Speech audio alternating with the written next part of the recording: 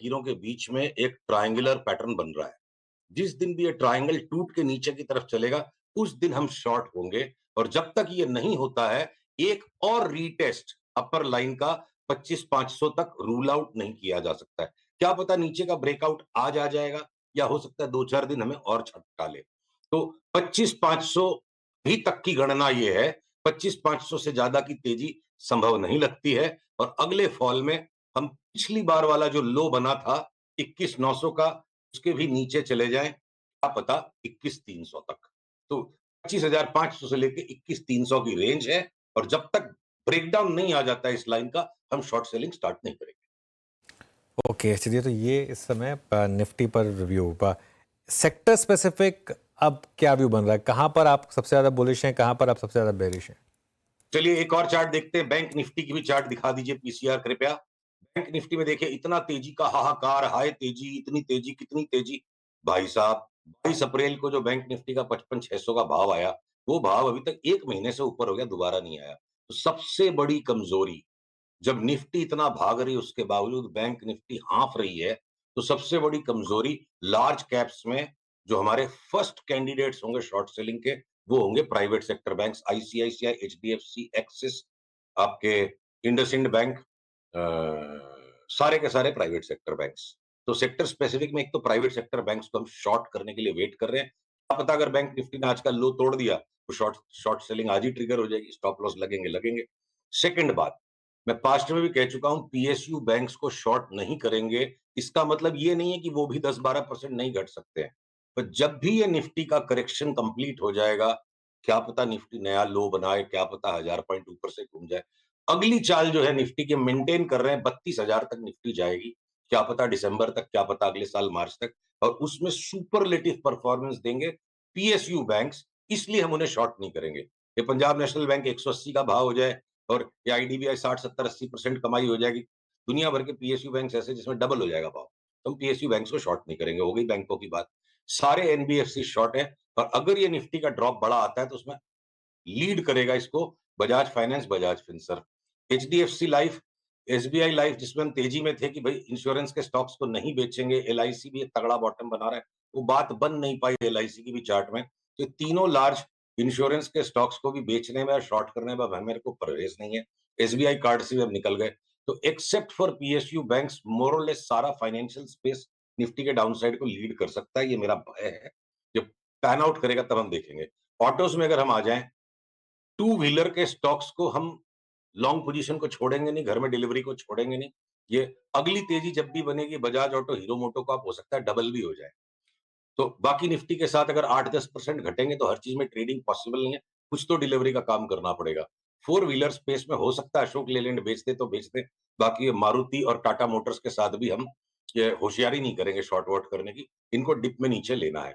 मैं अगले सेक्टर पे अगर आ जाता हूं, आपके एफएमसीजी के स्टॉक्स, टाटा कंज्यूमर में कोई टेक प्रॉफिट कर ले और शायद 200 रुपया नीचे मिल गया वापस तो मिल गया।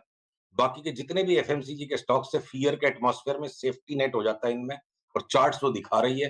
कोई भी हल्का फुल्का भी डिप आएगा तो हम लेंगे। लीवर की, एशियन पेंट्स की ट्रेडिंग करना पॉसिबल नहीं है। हो सकता है क्या पता हम थोड़ी बहुत आईटीसी में ट्रेडिंग कर ले, एक अंतिम डिप आ जाए 380-85 का, अगली तेजी में वो भी लगता है पौने 600 का भाव हो जाएगा। तो शॉर्ट सेलिंग बहुत ही सिलेक्टिव स्टॉक्स में अनुज करनी है, क्योंकि अगर ये मार्केट पैन आउट हो भी जाता है एक और नया लो बनाने में, तो जो पिछले साल सितंबर से करेक्शन स्टार्ट हुआ उसका अंतिम चरण होगा। अंतिम चरण में आदमी उल्टा फंस सकता है। बहुत सोचे समझे गिनती के स्टॉक्स ही शॉर्ट करने के होते हैं। कुछ पेन को तेजी का सौदा बना के एब्जॉर्ब भी करना पड़ता है। 100% की चाल बाद में मिलेगी और आपको परफेक्ट भाव पे बजाज ऑटो मिल जाएगा, इतनी कृपा किसी पे नहीं होती है। तो ज्यादातर स्टॉक्स को अगले घटावड़े में लेने का ही है।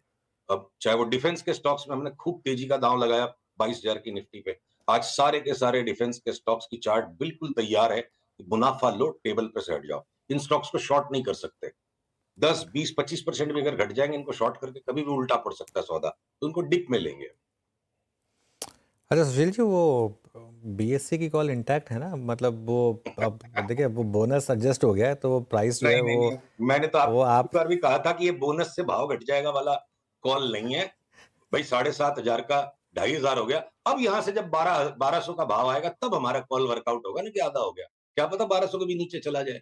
उसको टुकड़े-टुकड़े में खेलेंगे, 1200 तक की संभावना है और हमारे को पूरी आज़ादी है कि कहीं चार्ट अगर पलट गई और 1200 तक जाए बिना 1600 में 1700 में कहीं पे भी घूम जाएगा तो हमें घूमना पड़ेगा। पर 1200 तक की गुंजाइश है, स्कोप है, ये मान करके शॉर्ट करके बैठे।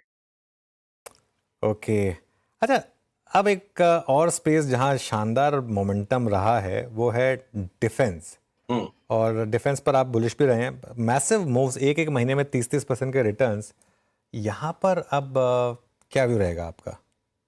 आप बोलो तो मैं डिफेंस की सारी चार्ट्स आपको एक लाइन से दिखा दूँ और हर जगह से हम्म, टेक प्रॉफिट करके पैसा लेके साइड हटना है और वापस पुल बैक मिलेंगे। पीसीआर इस चार्ट्स को खोलिए, देखिए बीईएमएल में ग्रेवस्टोन दोजी बन रहा है, 5 वेव पैटर्न था ही नहीं, डब्ल्यूएक्सवाई है। टेक प्रॉफिट एंड लास्ट के 50-500 रुपए और मिल जाएंगे वो किसी को पता नहीं है। 2400 से 4300 आ गया, मुनाफा खाओ, घर लेके जाओ पैसा। जो पैसा घर गया ही नहीं वो आपका था ही नहीं। भारत डायनामिक्स में जो चाल आई है, ये इर्रेगुलर बी वेव है। कोई आश्चर्य नहीं होगा कि स्टॉक अगर, कह नहीं रहा हूं कि आधा हो जाएगा पर आधा हो सकता है। वो खतरा बना हुआ है, शॉर्ट नहीं करेंगे इसको, मुनाफा टेबल पे से उठाइए। भारत इलेक्ट्रॉनिक्स सेम तरीके से आप देखोगे चार्ट, इतनी ज्यादा जो सुपरलेटिव मूव दे चुकी है, अगर वापस 250 रुपए आ जाएगा तो क्या करेंगे? बुल मार्केट पैटर्न नहीं है, मैसिव रैली बनी इसमें। भारत फोर्ज एक ऐसी चार्ट है जिसने इस तरह की तेजी नहीं बनाई जो बाकी स्टॉक्स में बनी है। इसकी लेन को हम नहीं बेचेंगे, ये एक एक्सेप्शन है। ये लॉन्ग पोजीशन हम मेंटेन करेंगे डिलीवरी की। अरे 1280 वाला अगर कोई कारण से 1210-20 भी हो गया तो 100-150 रुपए के लिए भारत फोर्ज में ट्रेडिंग नहीं कर सकते। इसकी अगली चाल 1800-1900 की लगती है। क्या पता स्टॉक स्पेसिफिक कुछ डेवलप होगा। कोचिन शिपयार्ड के अंदर में भी इसी तरह हम पुल बैक में लेंगे। इसका भी बड़ा उतना मुनाफा बना ही नहीं तो उसमें टेक प्रॉफिट क्या करोगे? गार्डन रिच के अंदर में आप टेक प्रॉफिट थोड़ा कर सकते हो। एक्सट्रीमली ओवर स्ट्रेच्ड हो गई ये चार्ट। अगर अगर कोई 10-15% का डिप मिल जाता है तो वहां दोबारा लिया जा सकता है। और Hindustan aeronautics serious profits and wait कहां तक नीचे जाता है तब हम देखेंगे। 3700-3800 में अगर बाई पैटर्न आएगा तो लेंगे। सेम तरीके से आप माझगांव डॉक्स को भी देखो, हो सकता है कि ये वापस 2000 में मिल जाए। Take profit and get out. एमटा टेक्नोलॉजी जो बिल्कुल ही लैगार्ड रह गया, चल ही नहीं पाया, वो भी भारत फोर्ज की तरह ज्यादा नहीं 10-1% घटेगा तो दोबारा लेंगे। पारस डिफेंस और सोलर इंडस्ट्रीज हो सकता है। सोलर इंडस्ट्रीज तो फ्यूचर्स में भी आ गया, इसको हो सकता है हम शॉर्ट करते हैं। पारस इंडस्ट्रीज लगता है कंप्लीट टॉप आउट हो चुका है, कोई फ्लेयर अप लास्ट आ जाए। जिस दिन भी सोलर इंडस्ट्रीज हमें पिछले दिन के लो के नीचे नजर आ जाएगा उस दिन हम उसको शॉर्ट कर देंगे। मतलब डिफेंस हम्म, के अंदर में हो गया एक बार का हो गया। जो पाकिस्तान का हमने करना था कर दिया। डिफेंस की हो गई तेजी, मुनाफा आ रहा है, उसको घर नहीं लाएंगे तो कागजी मुनाफे की कोई कीमत नहीं है। ओके, बिल्कुल। कोई एक आध और स्टॉक जो आपके रेडार पर हो, लार्ज कैप में जो रह गया हो, जिस पे चार्ट अच्छे लग रहे हो? देखिए दुनिया भर के ऐसे स्टॉक्स हैं, मतलब दुनिया भर के ऐसे स्टॉक्स हैं जिनको कि अगर ये मार्केट वाइड करेक्शन भी आएगा तो हमें बेचना नहीं है, टच नहीं करना है। एक तरफ हम बीएसई में शॉर्ट है पर सीडीएसएल के 100 शेयर बेचेंगे नहीं। कंटेनर कॉर्पोरेशन कोल इंडिया लिमिटेड 10% भी घट जाएगा परवाह नहीं, नीचे लेंगे। हम भेल, Biocon, CAMS, bank of Baroda, Bajaj auto, Ambuja cement, ACC, coal India limited, Crompton Greaves, Voltas, आपके Hindustan lever, LIC housing finance, LTF and Mphasis, ये हम 100 शेयर बेचेंगे नहीं, छोड़ेंगे नहीं इनको। एनटीपीसी, एचयूएल, नेस्ले, केईआई, ये सारे शेयर्स, इंद्रप्रस्थ गैस, इनको हम पकड़ के रखेंगे, छोड़ेंगे नहीं। और घटेंगे कोई तो हम और ले लेंगे। Pidilite, Petronet LNG, page industries, granules, Godrej consumer, federal bank, Exide industries, Zomato जिसमें हम रॉन्ग हो चुके हैं, जोमेटो नहीं बेचेंगे, पकड़ के रखेंगे। साइंट, सिंजेन, ये शेयर्स कोई ट्रेडिंग करने के शेयर्स नहीं है, बहुत बड़ी चाल है इनमें आगे। और 5-10% के करेक्शन के लिए निफ्टी अगर 15-17% घटेगी, ये स्टॉक्स 8-10% घटेंगे, उससे ज्यादा का घटावड़ा नहीं लगता है। तो आप जीरो पोजीशन करके कंप्लीटली शॉर्ट तो कोई नहीं हो सकता है। चलिए सुशील जी, बहुत बहुत शुक्रिया। अगले मंगलवार को फिर करेंगे आपसे बातचीत। इस शो को यहीं समेटेंगे और ब्रेक के बाद कंटिन्यूअस आपके लिए लेकर आएंगे ट्रेडर्स हॉटलाइन।